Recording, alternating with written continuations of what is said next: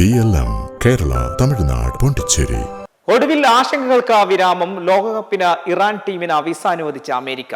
കടുത്ത രാഷ്ട്രീയ സംഘർഷങ്ങൾ നിലനിൽക്കുന്ന സാഹചര്യത്തിലും ഇറാൻ ഫുട്ബോൾ ടീമിനും മറ്റ് ഒഫീഷ്യൽസിനും മത്സരങ്ങളിൽ പങ്കെടുക്കുന്നതിനാവശ്യമായ വിസകൾ അനുവദിച്ചതായി അമേരിക്ക ഔദ്യോഗികമായി സ്ഥിരീകരിച്ചു കഴിഞ്ഞു.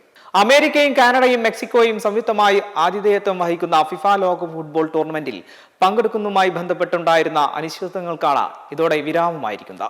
കടുത്ത രാഷ്ട്രീയ സംഘർഷങ്ങൾ നിലനിൽക്കുന്ന സാഹചര്യത്തിലും ഇറാൻ ഫുട്ബോൾ ടീമിനും മറ്റ് ഒഫീഷ്യൽസിനും മത്സരങ്ങളിൽ പങ്കെടുക്കാൻ ആവശ്യമായ വിസകൾ അനുവദിച്ചതായി അമേരിക്ക ഔദ്യോഗികമായി സ്ഥിരീകരിച്ചു കഴിഞ്ഞിട്ടുണ്ട്.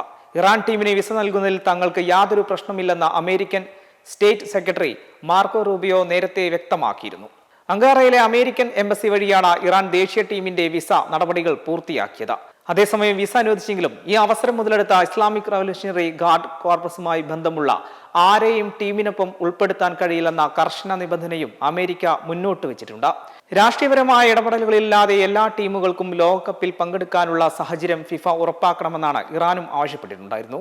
വിസ ലഭിച്ചതോടെ ഇറാൻ ടീം അമേരിക്കയിൽ മത്സരങ്ങൾ കളിക്കുമെങ്കിലും നിലവിലുള്ള അമേരിക്കൻ ഉപരോധങ്ങൾ കാരണം ടൂർണമെന്റ് സമയത്ത് അവർ താമസിക്കുന്നത് പ്രധാനമായും അയൽരാജ്യമായ മെക്സിക്കോയിലായിരിക്കുമെന്നാണ് റിപ്പോർട്ടുകൾ സൂചിപ്പിക്കുന്നത്.